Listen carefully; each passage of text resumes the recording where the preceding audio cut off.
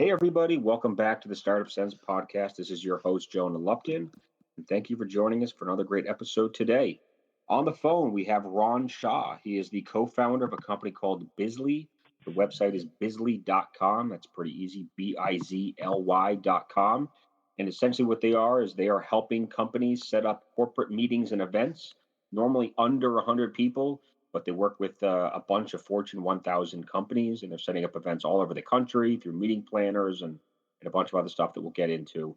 Company is based in New York. They've raised about $1.5 million so far, but they're in the process of announcing another round or close to closing that round in the range of 2 million. Company is currently 15 people, and Ron has two co-founders, Tor Miller and Nancy Branca. Let's welcome Ron to the show. Ron, how are you today? Hey, I'm doing great. Thanks, Jonah. Thanks for having me. Absolutely, man. Thanks for joining us. So talk to us about your company. What exactly are you guys doing? What we're doing is we have created an enterprise software platform that makes booking meetings and events super easy. We're consolidating great inventory, putting together great content, and making bookings easy as 1, 2, 3. Sounds pretty simple. So you guys started up the business in 2015. What was the motivation or the vision that you guys had that where you saw this as an opportunity worth pursuing? Well, actually, it was a function of personal pain. I was a VC for 15 years before getting into all this, and it was the summer of 2014. I had just helped in selling one of our last portfolio companies to Google, and it was a really busy summer, lots of calls, lots of meetings. And in the middle of the summer, this water pipe in my conference room bursts open, and of course, my super's on vacation. And for 2 hours, water's pouring out of this pipe, and we're sitting in a flood of 2 inches of water in the conference room. Long story short, couldn't use the conference room for a few weeks while they got things in order. And so me and my team, we tried to book meetings at nearby hotels and restaurants. And it was really, really painful manual process, the equivalent of pulling out the yellow pages with a paper and pen. And that's where my journey began, and I thought there must be a better way, and started my journey with a bit of personal pain and a flood. Interesting. Okay, so you had a problem, you found a solution. What was what were the early steps that it took to get this company off the ground? Besides finding your co-founders, what did you guys do next? Yeah, it was a long journey. It was a long journey of evolution. I think initially we really wanted to understand why this kind of instant booking platform didn't exist, what the challenges were, and really tackling it, I think, first on the supplier side. So like really talking to hotels and restaurants and understanding their workflow. And it was very clear that that meeting spaces at hotels were not efficiently being utilized. It was inefficient. It was very seasonal. And what we wanted to understand was why. And that's when we learned that there were some things about the workflow. It was a whole different team at a hotel that manages the event space versus the guest rooms. And we started to just dive into learning all of these unique workflows and issues operationally on the supplier side, which is where the journey began. And then, Tor really took the lead on building out our early architecture, and we started with a very simple iPhone app to book meeting space at about 40 hotels in New York early on. And that was our first go at it. It was totally self-funded at that point, and we started to see some legs on the model. And that's when some of my friends in the VC world decided to back us to create a business out of this early inkling of an idea. How big is the corporate event and meeting space market? The overall meeting and events market, it's funny. It's been called the largest market you've never heard of. It's actually close to $600 billion. The meeting and events industry. Obviously, a lot of that is the large conference Right, right. space. But when you boil down to our market, which is small meeting events under 100 people, it's $100 billion in spend Wow. that they know about. And when I say what they know about, there's a lot of small meeting and events that are happening, which is the team drinks and the client dinners and all of these things, which are really events and meetings that go into general T&E. So that number 100 billion is actually probably a lot larger than 100 billion. And how does it break up that 100 billion? How is that broken up amongst the different types of properties like hotels and restaurants, and what else would be included in that? Sure. Today, I would say if you look at the corporate event market for under 100 people, over 90% of that spend is happening in the hospitality industry. Okay. So, I would say it's probably 60% hotels, 40%, or let's say 30% restaurants, private dining rooms or buyouts. And then you have, I would say 10% of the overall pie goes to, just kind of more unique spaces, whether somebody renting out a bowling alley or a top golf or different types of activity venues, or maybe more unique, like renting out an art gallery and taking it over. There's stuff like that. That's probably 10% of the market. Right. Okay. Yeah. When I was in Boston, I worked in the investment business, and we used to host a couple semi-annual private dinners for clients and prospects and our referral sources. And I used to Yep. try to find the most unique spaces possible in order to give people, a little extra incentive to show up. So we did them at art galleries. We did them at the New England Aquarium in Boston. Places Yep. like that people wouldn't necessarily, go to for any type of event. So keep it kind of cool. Um, Yeah. so how are you guys acquiring these meeting spaces, as and then acquiring the customers or the companies on top of it? Sure. On the supplier side, that's the meeting and event spaces. What we really pride ourselves on is really understanding the operations of the hospitality industry.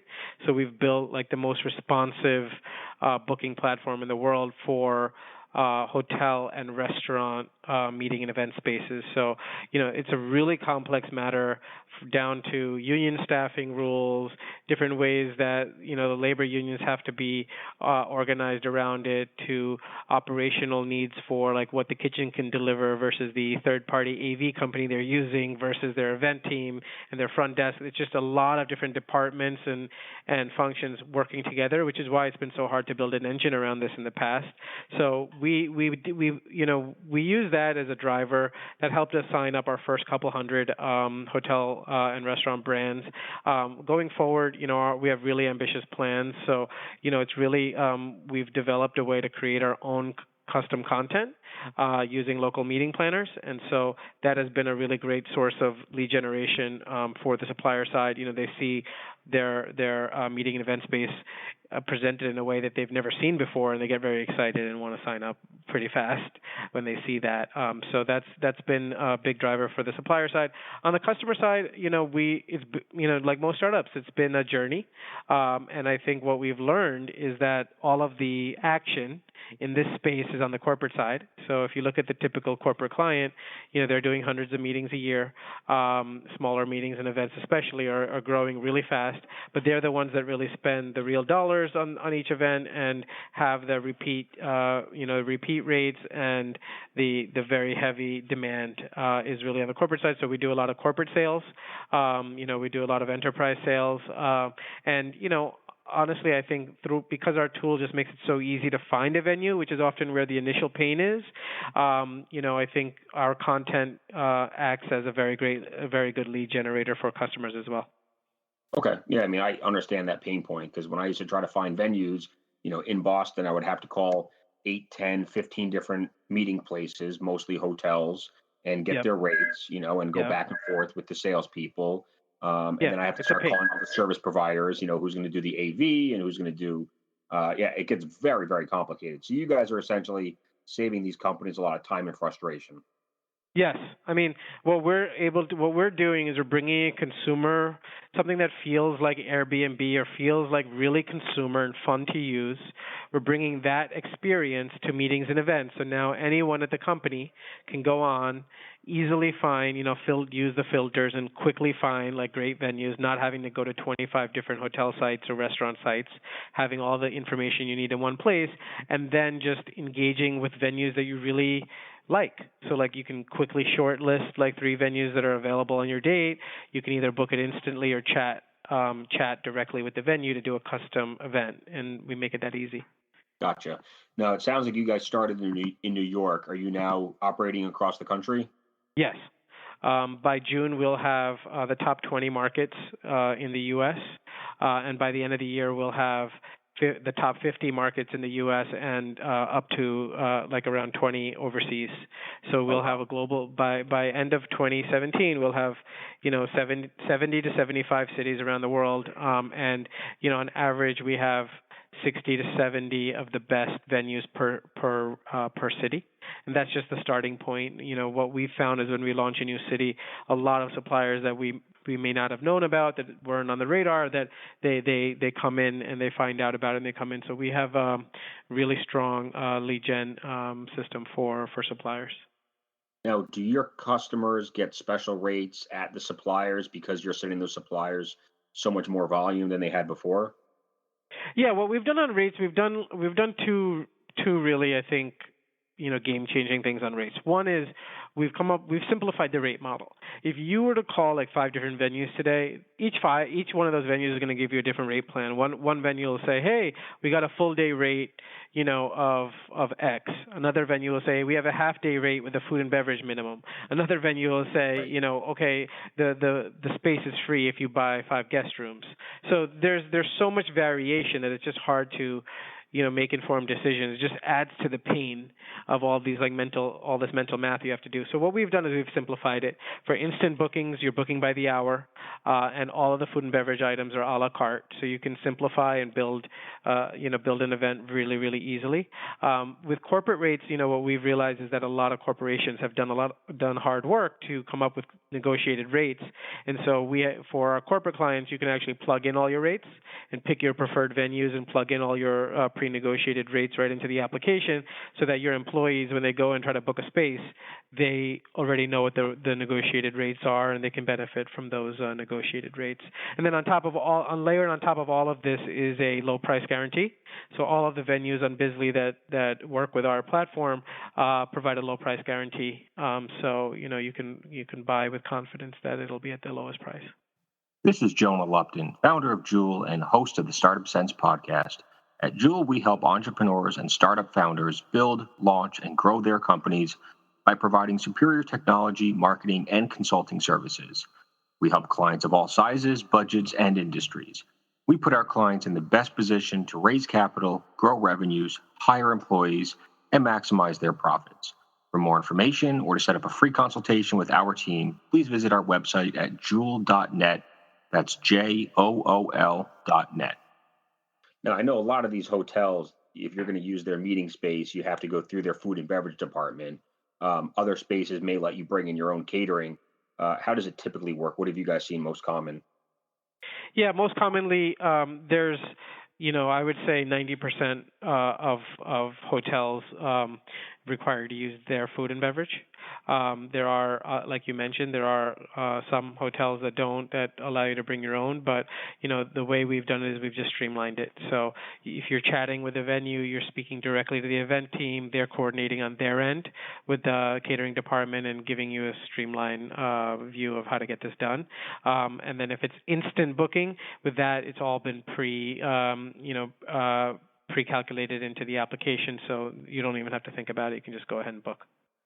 The salesperson or whoever the corporate events person is at a company, so say it's, I don't know, EMC, right? EMC probably hosts hundreds of years. They probably have a whole corporate event team, and say they're Mhm. using the Bizly platform. Any idea how much time and money you're saving that corporate sales team on an annual basis?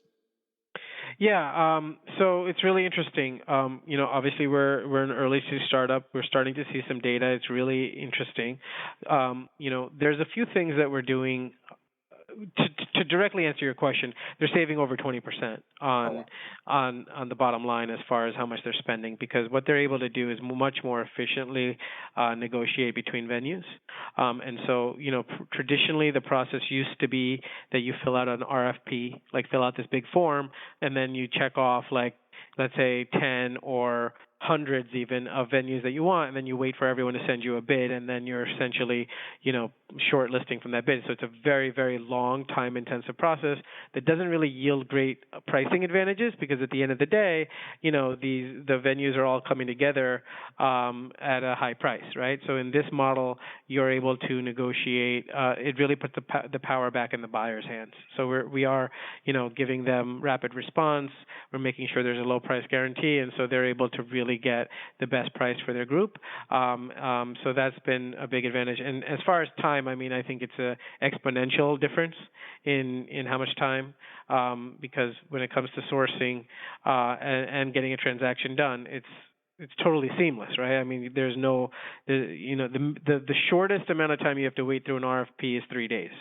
There's no way to do it less than 3 days, and the average is 6 days for a small meeting and event. So, this is something where within an hour you're getting it done. So I think it's a dramatic change in how much time they spend.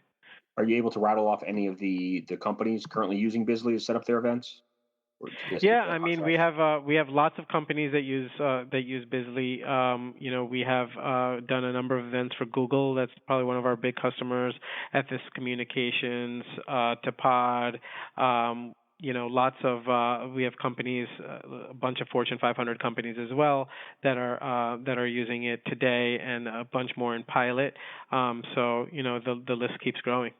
Okay. And the pricing model, do you charge the companies as well as get a small referral fee from the suppliers? So we get a small referral fee from the suppliers, a commission. It's a take rate on the billing, just like Airbnb or Uber or anyone else. We don't charge companies or individuals to source and book meetings on the platform. What we do provide to corporations is data. So yesterday, or the way they do it today is like employees around the company all book their own stuff. They book their own meetings and events. Generally, they're not going to the meetings department for these things. They're going and finding their own venue, booking their own meeting, and then charging it on their corporate card. And those expenses of travel and entertainment expense, by using Bizly, the companies can now see much more rich data on, like, who was at the event, how much was spent on wine versus food versus AV, and really could use that data to leverage to get even better savings for next year. So that stuff is really valuable. Yeah, So for sure. we do charge enterprise subscription fees for access to the data, as well as we do some custom integrations with some large companies. So we charge for that as well. Awesome. Yeah, I wish that Bisley had been around 5 years ago because you would have saved me a lot of time and money probably when I was booking events. So, uh, huge value there. I can certainly appreciate it myself. What have been the two or three biggest challenges for you guys over the last couple of years since you started this company? There's been, I mean, building a two-sided marketplace is a very challenging endeavor. You have to, like, get the suppliers on board, and these are brands. It's not like, aggregating co-working spaces or something like that. It's like aggregating, brands like Mandarin Oriental and Four Seasons and Ritz Carlton, and all these people that really, have never put their inventory on a live booking platform before. So, like, getting them on board was a huge, they had to take a leap of faith on us, and we were fortunate that they did. And so that was a challenge. And then the challenge we're, faced with now is scaling our customer base, all while, managing on limited capital, and, people having to take a pay cut, and, really believe in the dream and build this together. Those are all, I would say, key challenges, not just with us, but with most startups. But, like, in particular with us, I think the two-sided market is not for the faint of heart. How long is the sales cycle to get the suppliers to buy into this and get them We, listed in the marketplace? It was long initially. We were able to shorten it through great product and understanding. As we learned more about how hotel operations work, it got shorter and shorter and shorter, and now we've totally automated it. So hotels, we have a content first model now. So our local meeting planners, write up some great content on the hotels, put together the images, and once they see that, they get pretty dazzled by how beautiful their meeting event space looks, and they usually sign on in 2 clicks. So we've had an extremely high conversion rate and interest level in the current platform. Awesome. Are you guys doing any sort of outbound marketing, digital marketing? We're really not. Obviously we are trying to create a echo chamber around the customers that are using it. That's really our priority. Is I think we've created a product that works extremely well. It helps people. It helps them save money. It helps them be more efficient, and most importantly, it helps them get that human connection. That's really what our business is all about. Is helping people really tap into human connection. Whether it's like taking your team out and connecting or clients, that human connection is what people are dying for right now, because it's just just getting over the hurdle of digital, and getting people to convert. It really takes that human piece. So what we really try to do on the marketing side is really try to get those stories out from our customers of how they use the space, why they use the space, what it meant to them, and those stories are really powerful, and that's what we're focused on the digital side. Okay, cool. And if someone's going to help you get introduced to the right person at a company, who is the right person? Let's take a Facebook or a Microsoft or any tech company or really any company on the planet that does a lot of events and meetings. Who's the person at that company that you guys want to talk to or be introduced to? There's 3 people that are really like the trifecta for us. It's usually someone in the procurement finance department that cares about the cost savings. Okay. In collaboration with someone in the meeting and events department who understands the challenges and what the needs are. And then the third person is usually some sort of an executive assistant or product manager that has their needs directly, that normally don't go to the meeting department. So those 3 people together in a room, when they see Bizly, it's a win every time. And what are the types of, I know I mentioned earlier in the introduction, you guys work with a lot of Fortune 1000 companies, but where's like the employee headcount start where they do enough meetings to make it worthwhile to use Bizly? Is it like 250 employees, 500? It's interesting. I mean, I think that it's a little hard to estimate by headcount, because there are some companies that use meetings and events a lot more often, and it's irrespective of what their headcount is.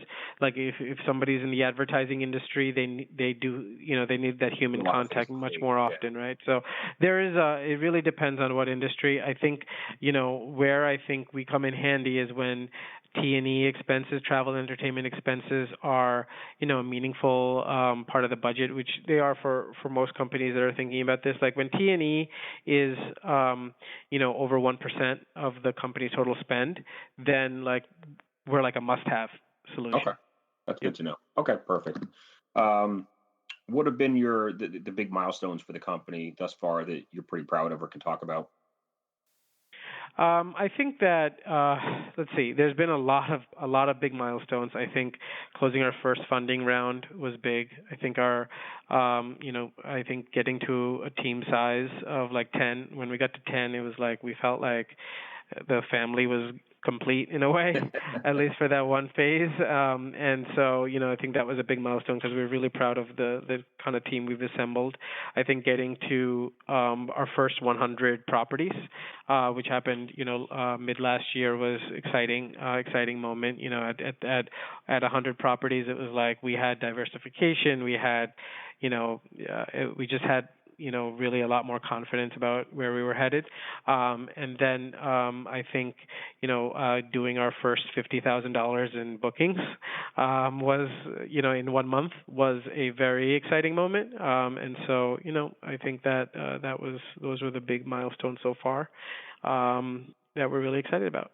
How complicated is it expanding overseas? I'm sure it's different, brings some more complexities than just expanding across the U.S. So maybe tell us which cities you guys are going into first overseas and how things are going to, what challenges you'll face. Language barriers are going to be the key challenges for a lot of the overseas markets. Fortunately, because we're in the hospitality industry, a lot of the hotels that we'll be working with actually have really competent, English systems in place. So, but initially, I think our cities are going to be London. London is going to be our first overseas city. Then we'll expand in Europe from there to, the major hubs, Amsterdam, Paris, Zurich. um, several cities in Germany, and so we'll start with Europe and then Asia. And in Asia, it'll be your typical like Hong Kong, Tokyo, New Delhi, Mumbai, Singapore, and so. But really focusing on English-centric cities is going to be our first priority. The key challenges for overseas is the language barrier and the currency as far as processing transactions, and then of course cultural differences and training staff. When you get into a chat-based interface, that does take some learning and best practices.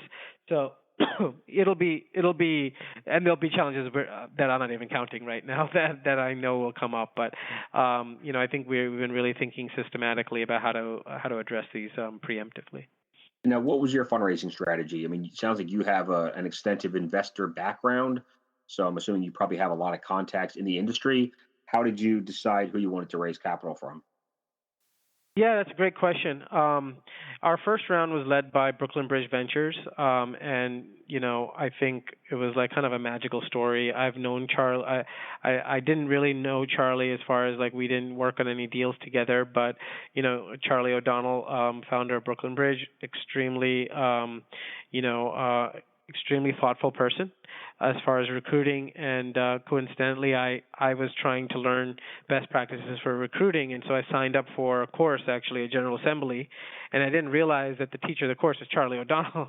And so I even though we knew of each other from the New York sort of investing scene, we actually it was a very small intimate class, and so we got to know each other better there. And then he just was just thoughtful, like just friendly, thinking through this idea with me. And then once it got to a real point, he put his hand up and just said he wanted to lead it, and it was just really awesome for that to happen. But that there was a lot of what I call punches in the stomach throughout the fundraising process. As a founder, you're just going to get punched in the stomach a lot. There's a lot of rejection. That it just comes natural, especially I think as a New York startup. When you're a founder, you tend to think like, oh, the world's flat. I'll go to San Francisco and, get some investors there. And actually you start to realize that it's not flat, and it's not as, flat as you thought it was. And so, there was definitely challenges. I mean, my strategy is you've got to be thoughtful about it. It is a numbers game. It is a numbers game, so you can't get too caught up in the rejection and all that kind of stuff. But you do have to be thoughtful about for what and when VCs are investing in. So like, just note I learned, like a lot of the seed funds in SF just won't back a New York startup, right? I mean, it's just not, Right. it's just not in their, they won't tell you that. It's not on their website. It's not something they ever talk about, but that's just, one of the realities. And so, there's just things you learn along the way, as well as, sort of like where to enter in. Like you have to go in through a partner, right? Like if you go, there's just certain people that, certain angles you have to take, and you can't approach any partners cold, because that won't work either. So there's like certain Yeah, cold tactical emails don't things that work. I've learned. Yeah, you have to get introduced. That's the only way. And so there's just certain tactical things that I think, because I was in as a VC myself, I had learned before getting into this. Now, this next round that you're raising, I think you said it's going to be in the range of around 2 million. Two to Are you three. Yeah. going back to some of the current investors, or are you bringing in some new people? So all of our current investors are coming back, Cool. but we are bringing in new people. What I've learned, this is an interesting part of the fundraising journey, is that when we first were fundraising, it was sort of a consumer model. What we were looking at was, meeting space, instant booking, open to anybody, get in there and book something. And what we learned through our journey was that actually the real opportunity here is enterprise. And so when we made that shift, and turned into an enterprise software play, the landscape for investors changes as well. So on the surface, it seemed like there was a lot more investors that were interested in enterprise, but then when you actually met with them, you quickly learned that actually, although they say they're interested in enterprise, they don't understand how to evaluate enterprise. They, are still applying a consumer mindset to how they evaluate these things. And so, it was what I've learned through this fundraise is that sometimes some of the quasi-strategic folks are actually a better fit. They have sector expertise, they bring domain knowledge, they help with sales, they help with recruiting in a much better way than a traditional VC can. And I think with enterprise software, that's a huge lesson. I have a whole book of lessons around it, but I think that was a key takeaway in this fundraising. So our lead for this round is actually the founding team of Priceline. Oh, wow. They have a new fund called Brand New Matter, so you can check them out, brandnewmatter.com. Really awesome firm, and they obviously have 2 decades of expertise in growing corporate travel type of businesses, and so great partner. I couldn't ask for a better operational partner to lead the round. Is that Jeff Hoffman or one of the other founders? No. So it is. These are folks that were on the founding team, like the first 10. Okay. And so it's Tom Sparico and Brian Harneman, and and so they just have a really great, just operational expertise around these businesses that is incredible. Fantastic. What else can you tell us that we haven't had a chance to talk about yet, or I didn't ask you about? Um, there's a Maybe lot we maybe can talk about. maybe hiring, right? I mean, New York, the startup scene in New York is certainly getting more competitive. There's more venture-backed Yes. companies. Yes. Are you able to still find talent at a reasonable price in New York? It's hard. It's hard. Engineering talent, any kind of talent in New York is hard. There's, there's a lot of there's a lot of diversity in New York in terms of like where people can work, and so it's hard. I think one big lesson from the journey we've been on so far is that, for your key leadership roles, you just have to. It's worth biting the bullet and spending a little bit more, because it just sets the right groundwork, especially when it comes to product. Companies think like, hey, let me find somebody that's willing to make this huge sacrifice in pay, and then we'll just make it work. And while I think that sacrifice in pay is a great symbolic gesture, and you should look for that, I think that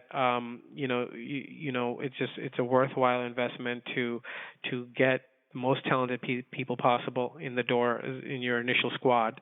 It just sets the tone, and it saves you a lot of money in the long run.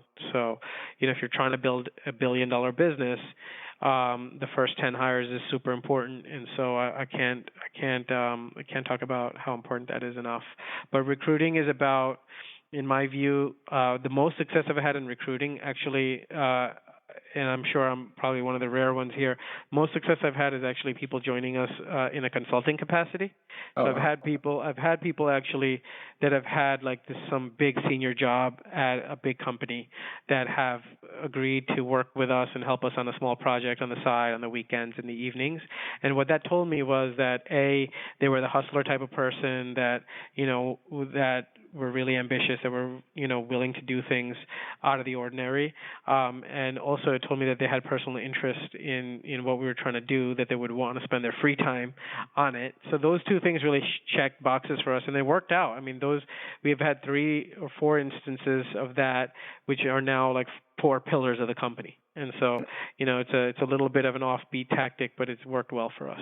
That's a good idea. Yeah, I mean, that's a nice way to kind of feel them out on a short-term basis and figure out if you think they'd be a good addition long term before you make a big commitment. Absolutely. It's a big Um, commitment for them too, because if they're the right type of talent, they're probably getting paid a boatload at some big company. And for them to join your startup, is they need to feel comfortable as well.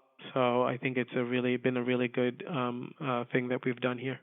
right. I used to do that with software when I ran a software development company. Was I'd hire freelancers part time, give them a little piece of a project, see how they did, and then if I was happy with the performance, ask them to come on full time.